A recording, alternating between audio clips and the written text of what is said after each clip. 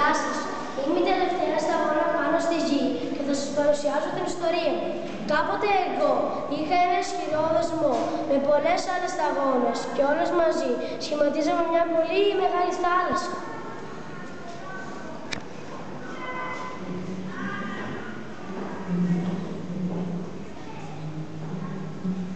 Η θάλασσα είχε τον καλύτερο της φίλο, όπου ήταν ο ήλιος.